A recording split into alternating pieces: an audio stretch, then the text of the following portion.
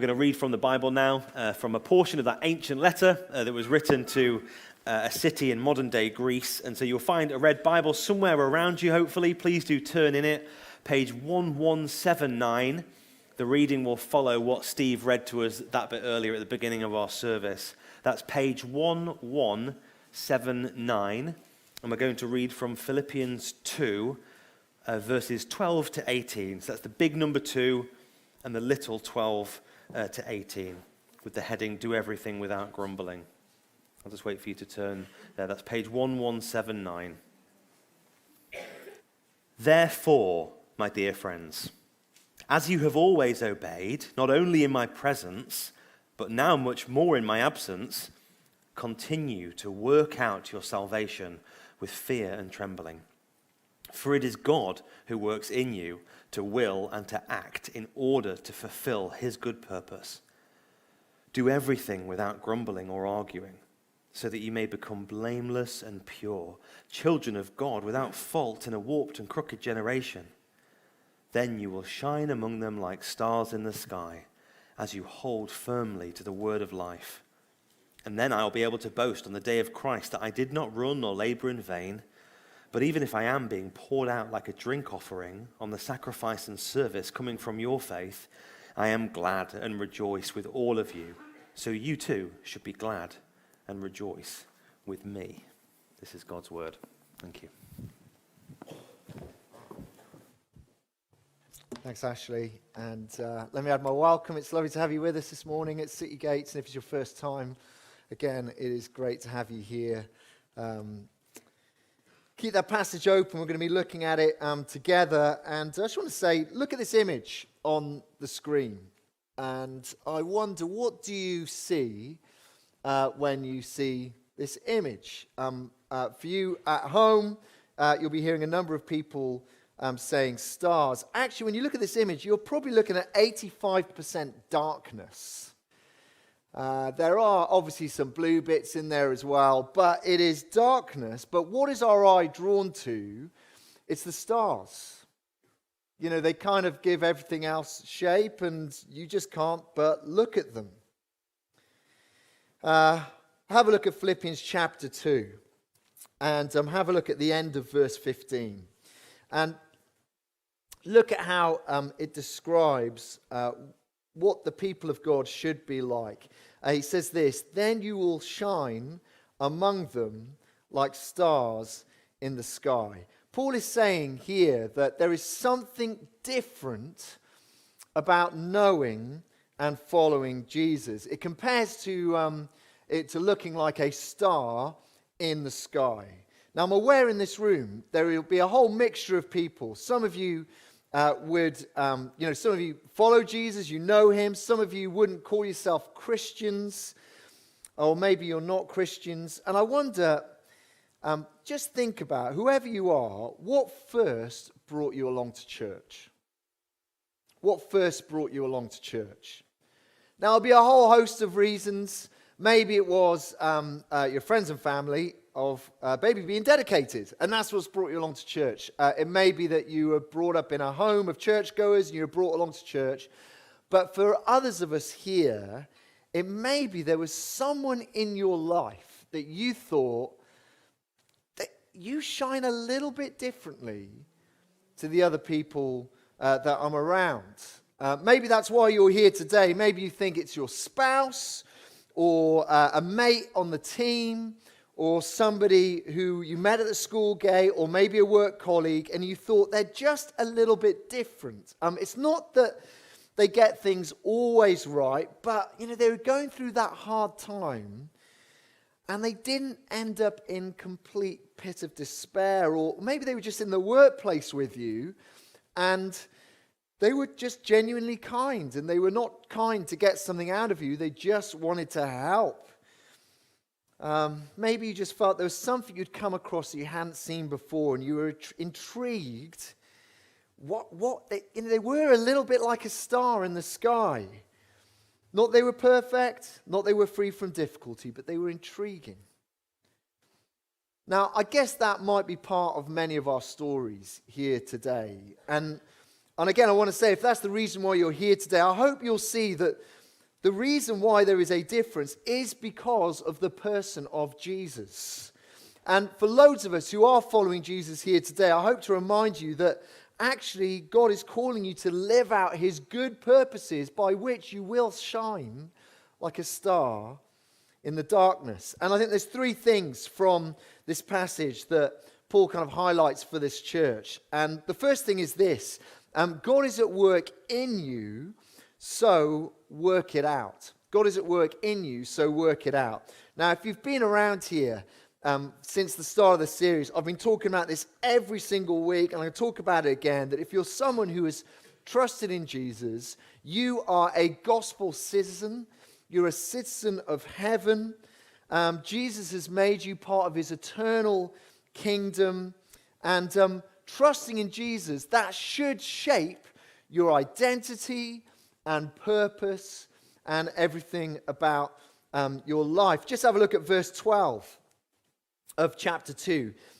Paul writes this: therefore, and he's kind of saying, in the light of everything I've been telling you about your identity, about the humble service of Jesus, what are they to do as gospel citizens? Have a look on. My dear friends, verse 12, as you have always obeyed, not only in my presence, but now much more in my absence, continue to work out your salvation. He says, what are they to do as citizens of heaven? Work out your salvation. Now, when he's writing this, I don't know what the first century version of the gym was, but I think he had that in his mind. I used to live in Worcester before we moved over to Norwich, and I used to be a member of a gym. I know you can't tell. And I used to remember there was a running machine that I'd go on, and this was a gym that the Worcester Warrior professional rugby team, they used to go and train in this gym. And there was a Tongan, a South Sea Islander, who was he was built. He was very fit. And as I was pootling on the running machine, he would be next to me. And I don't know if you've been in a gym where people are like putting it at a really high pace, and they're charging, and they put their feet out and don't go off, and then they go back on. He was doing all this. He was sweating buckets. I basically had a bead going down my head as I was looking at him. And Paul has in his mind the South Sea Islander rather than Andy Rees pootling at the gym, because actually the Greek word has a sense of that word for work. It's achieving by toil and labor. It's actually doing something. It's expending energy on it. And Paul here in verse 12 says to this church, they are to work out, they are with toil and hard labor, their salvation. Now let's be clear what he's not saying here. Okay, he's not saying they are to work for their salvation. There's loads of religions in the world that say you need to work to be saved. So Islam will say you need to obey God enough so when you meet him, when you die, he will weigh up your good deeds versus your bad. And if you've been good enough, you'll get into what they say is heaven. Or Buddhism will say good karma, you need to kind of live wholesome and ethical actions, and maybe when you die you might come back as a prince. Or if you haven't been so good and you've got bad karma, maybe you'll come back as a rat. But the point being, whatever world religion you look at, it is work for their version of salvation. But that is not what Christianity says. It's not what Jesus says. You are not to work for your salvation.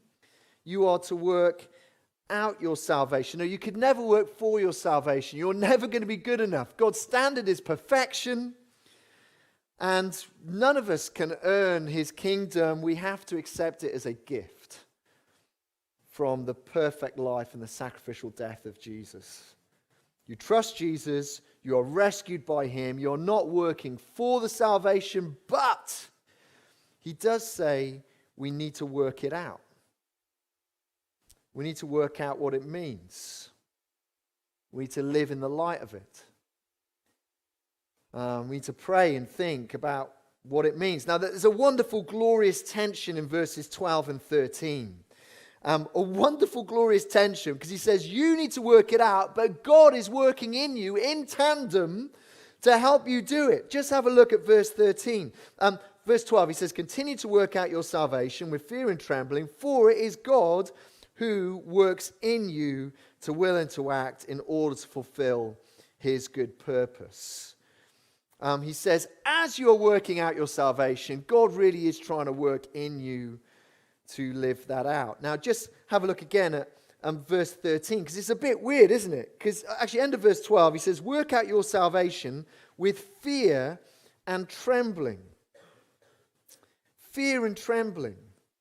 Now, what does he mean by that? He is not meaning that I need to work really hard at trying to follow Jesus, because if I don't, God might kick me out.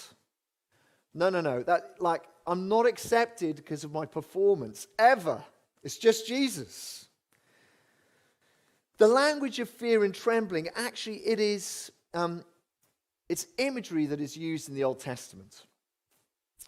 If you were here at the church, it was last year, we did some teaching in the book of Exodus. And in the book of Exodus, for those of you who don't know, God rescues his people from slavery in Egypt. He takes them through the wilderness, and eventually it takes about 40 years for them to get to the promised land. But on their way, they stop off at Mount Sinai, where God gives his people the law, the Ten Commandments, and he sort of makes them officially his people, as it were. He enters into covenant with them.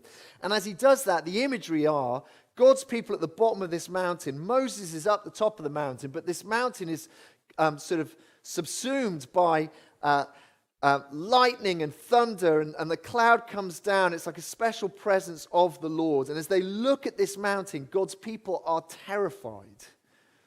They don't even want to touch it because they fear they will die, because God is so holy and righteous and so unlike them. Now, we are not in the Old Covenant. We're not in the first half of the Bible. We're in the New Covenant. We come to our holy and righteous God, but through Jesus we come to him as our Father. We come to him as the one who will never kick us out and never reject us. See, what is going on with this language of fear and trembling? I wonder whether it makes more sense when you think about it in the context of what we've just been reading in chapter 2. See, the new life we have been given has been given to us at a great cost. Now, I was using ChatGPT this week, and for those of you who don't know what it is, it's artificial intelligence. And I asked it some questions. I found out some of the questions I asked for last week's sermon, it was not precisely accurate. Some of the stuff I said last week wasn't precisely right, but it was roughly right. But this week, so this might be wrong, what I'm saying. This bit might be wrong, so you might fact check it and go, ChatGPT got this wrong. But I wanted to know which was the most expensive countries in the world to become a citizen of. And obviously you can become a citizen of somewhere after living there for a certain time when you apply for citizenship.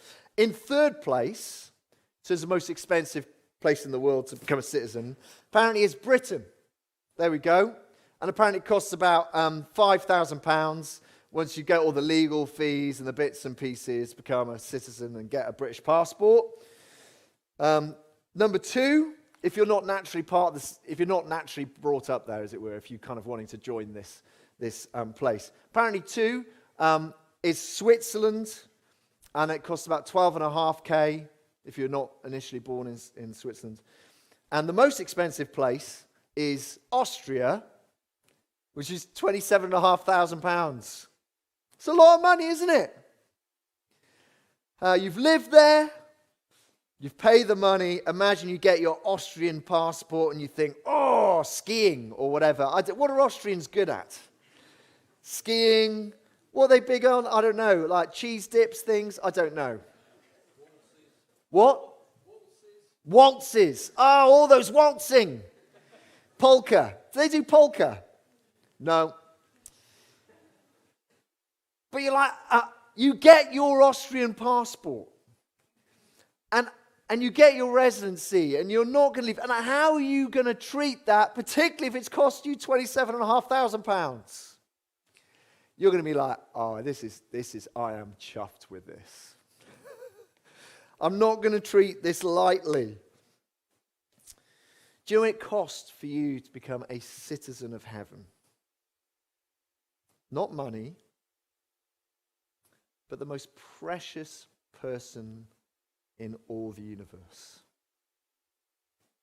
The eternal Son of God. He left the glory of heaven. He took on our flesh. He lived the life we could never live. He pays with his own blood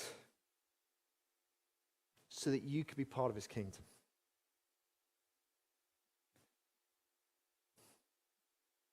Do you know how loved you are? See, to be part of his eternal kingdom, it's something no one could ever buy, but it's only what the eternal Son of God could give. And he does it for you because he loves you. And so to belong to him, to be part of this kingdom, well, money can't buy it. And so I wonder, as you are working out your salvation with fear and trembling, you are just remembering, wow, this has been given to me at a cost. I shouldn't treat this lightly. This is not just another thing about me. This really is the most important thing about me. See, what does God do as we remember what it costs for us to become part of his eternal kingdom? Verse 13, he works in us to will and to act in order to fulfill his good purpose. He gives us both the desire and the power to live it out.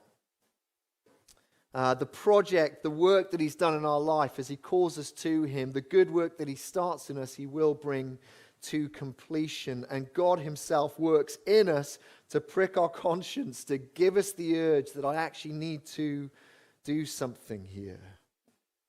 That when he saved me, he doesn't just want to leave me there. He wants me to grow and grow in maturity. He wants me to grow and grow in what? Just have a look at the end of verse 13. He wants to will and act in you in order to fulfill his good purpose. He's got good for you. He really does. And so as we reflect on that reality, this sort of dual work, God works in us. So we are to work it out. What are we to do? Just again, verse 12, you are to work out your salvation.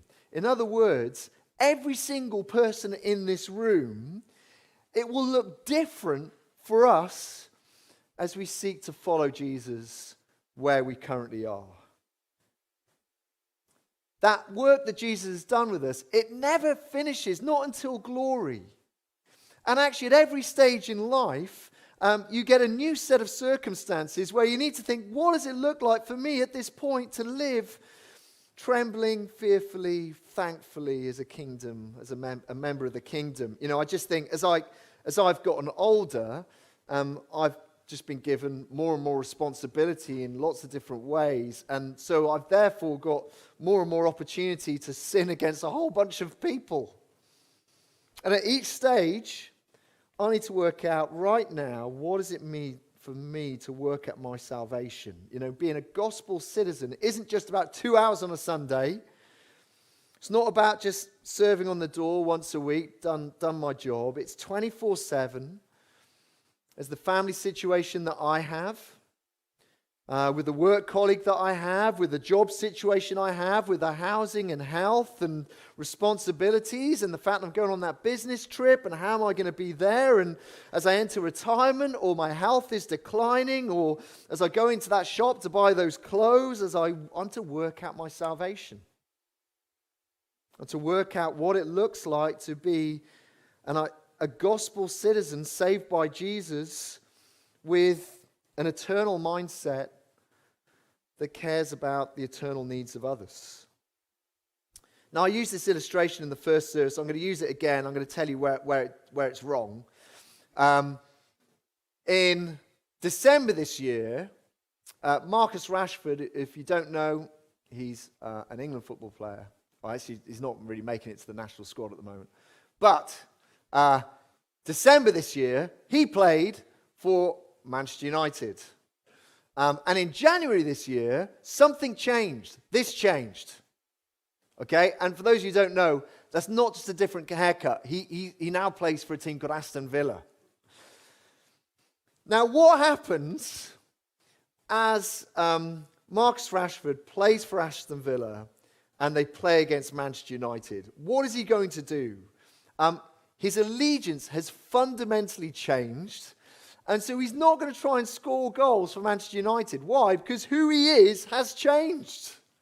He's going to try and score goals for Aston Villa because he's got a new identity, a new purpose. Now, the problem with this is, someone came and told me halfway through, apparently he's just on a loan deal. Which means he's not allowed to play Manchester United. Did you know that? No. So basically the illustration falls to pieces. But you get the idea. Jesus has loved me. He has given me a new identity. And I need to work at it. You know, I just like every relationship, the relationship with my wife. I need to work at it. I need to keep working at it because things change and, maybe I haven't spoken to her. I don't know. Just, you need to keep working at it. We were in the garden on Saturday. On Saturday, and I was looking at the back, and I don't know if you're privileged enough to have a garden. Right at the back of the garden, there's always a bit that you don't really do a lot of gardening in, and right at the back of our garden, there's one of those bits. And I was amazed as I saw, we kind of have these garden incinerator things, and there was a lid of a garden incinerator, which we'd clearly left from last year. And in it, a massive thistle had grown up through the center of this hole. And I was like, how did that get there? It's called living in a fallen world. But there's a garden, and you kind of need to keep working at it.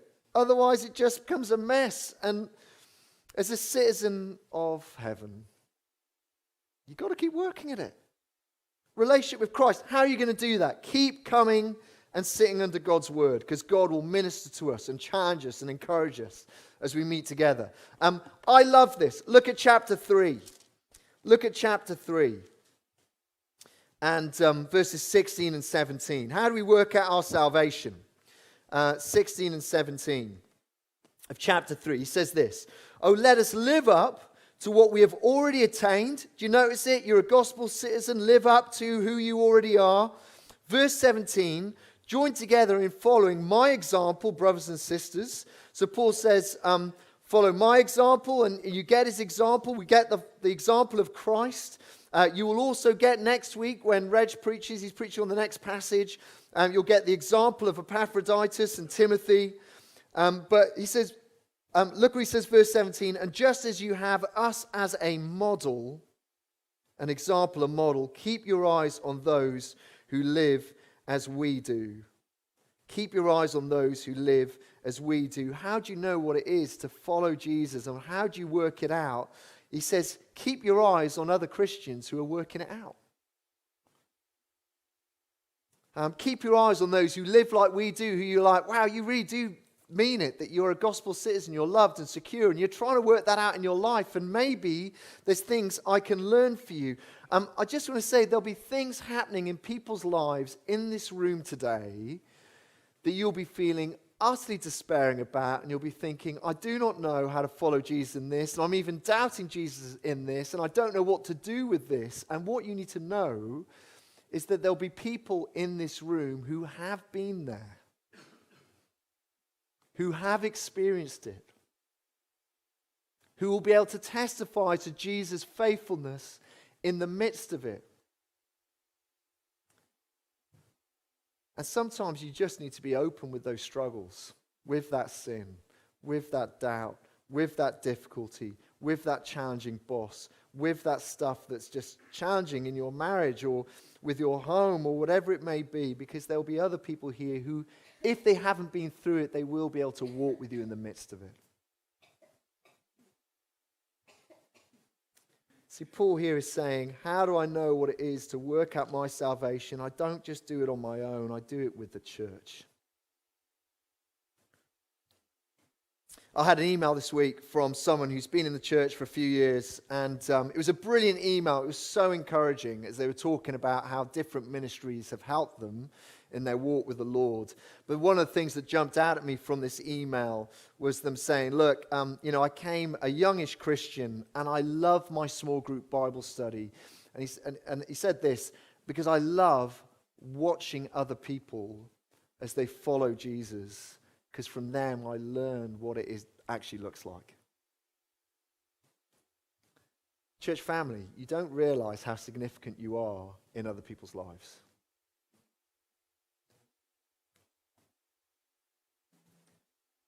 Now look, I know this first point is really long. The next 2 points are really short. But I do want to say one more thing, and it's a side point, but I just think it's really helpful to make. Just look again at verse 12. Look at him. He says, my dear friends, as you have always obeyed, not only in my presence, but now much more in my absence. Here is Paul. He shared the gospel with them. He's most likely about to die. And he's modeled to them. He's shown them what it looks like to follow Jesus and to know his love and to live eternally and sacrificially for the sake of the lost. And what he's saying here is that your obedience, your walk with the Lord, shouldn't be dependent on me. It is your walk with Jesus. Do you see that? Not only in my presence, but now much more in my absence. It's not about me, it's about your walk with Jesus. And this is just for a few of us. Maybe you've grown up in a Christian family, and just think about it. Do you only obey when your parents are around? Or do you think, it's actually time for me to work this out? Or maybe you're married and you know you're the younger Christian in the marriage. And are you only keen when your spouse is around, or are you there going, no, I need to work this out myself? Or maybe someone in the church met up to study the Bible with you, and they were just instrumental in you becoming a Christian, and they walked with you, but now they've moved city, or maybe they've just had to start meeting with someone else because there's someone else who wants to become a Christian and they want to know what it means. And you need to know that your faith is not dependent on them. You need to keep working it out. It's God who works in you. You're not on your own. His Spirit will never leave you. He urges, but actually there's a step where you need to say, Lord, maybe right now you just think, I don't have the desire. I'm a complete state. And you just need to say, Lord, I claim the prayer of verse 13. I know you work in me. And I pray you'll give me the desire to keep working this out. So there is the first and very long point. And the rest is really short, right? God's work is in you, so work it out. Secondly, 14:16, God's light is in you, so don't dim it. And again, I just want to say, look at verse 16. He's saying to them, as you hold firmly to the word of life, and then I will be able to boast on the day of Christ that I did not run or labor in vain. And here is not Paul going, I'm not sure they're actually going to be saved. No, they're absolutely secure. He's just concerned for them that they do work out the good purposes, that they are fruitful in their relationship with the Lord. That in verse 15, they shine among them like stars in the sky. In other words, that God's people are meant to live out their faith in the world. We're not meant to be inward looking. We're not really meant to be here setting up an Amish community, although as many times I really want to be setting that up. But actually saying as God's people, we are meant to live out there for Jesus. What are they to do? Verse 16, hold firmly to the word of life. And again, the Greek here, it could be taken two ways. Holding on, it could also be translated holding out. Holding on, holding out. And I kind of want to say, I like them both. It's a bit ambiguous. So let's say it's both. What are you to do? How do you shine like a star in the sky? You hold on to the word of life. We don't believe this is the word of death. We believe this is God's word that makes sense of life, that gives us life in Jesus. It makes sense of the world. We hold on to it, we believe it, and as there is a matching up between what we believe and as we live, we will hold out this word of life to others. And actually, many others will come and find the hope that we have in Jesus. It's really striking. We hold on, we live it out, we hold it out. And what is the really striking thing about one of our distinctives in the world? It's one of my least favorite verses in the Bible. Just look at verse 14. Oh, I just don't like it. What does he say? What does it look like to hold on, to hold out? Well, let's start with this. Do everything without grumbling or arguing. Really? What about do some things without grumbling or arguing? Because if you knew what my boss was like, then that would be an exception. If you knew how annoying my neighbours were and the fact they didn't put the bins out at the right time, they leave them out for a couple of days, and their garden is a complete mess. He says, no, do everything. Do everything without grumbling or arguing, so that in this warped world you will shine like stars in the sky. Now, look, again, I just want to say, it's not saying you shouldn't lament great harm in your life or weep over sorrow, and not saying you can't disagree, but we all know when we are grumbling. We know when we're complaining in a discontented way. And again, it's imagery from the Old Testament. God's people saved from Egypt, saved from slavery, on their way to the promised land. And they spent most of their time in the wilderness saying, I wish we were in slavery back in Egypt. And in essence, they were saying, God, you are not good. God, you gave us this leader, Moses, and he's an idiot. And you're leading us in the desert, and we were better when we were slaves. And he says, for the Christian person, do everything without grumbling. It's a long way, isn't it, to the promised new heavens and new earth. And life can be very tough. And actually, my heart is prone to discontent. Tell you what, I grumble even about my own church leadership. So many things to grumble about. So many things to really get in an argument about. And he says, no, that is warped. It's crooked. Because you're forgetting that you have a good God who will not leave you in this moment, who will help you even in the challenges you are facing. And as you do that, as you are grateful rather than grumble, you will be different. Man, just the school staff room, when I used to teach, man, we were a ven of diapers, vipers. Wow. Wow. We were probably that as well.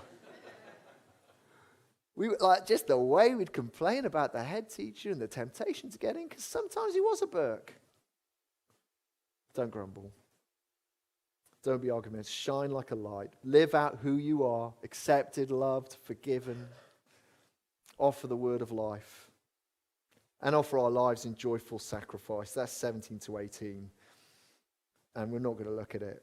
But I do want to say true joy isn't found in me clinging on to my life. It's found in giving it away for others. That's kind of what Paul says in verses 17 and 18. And I just want to say the happiest Christians I know aren't the ones that have the easiest lives. They're the ones who pour out their lives in love for others. So, work it out. Work it out. And maybe you're not a Christian here today. You need to come and find out who Jesus is, because he is worth following.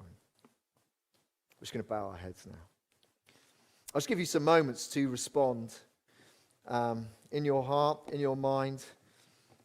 As you want to say thank you, Jesus, for the preciousness of your salvation.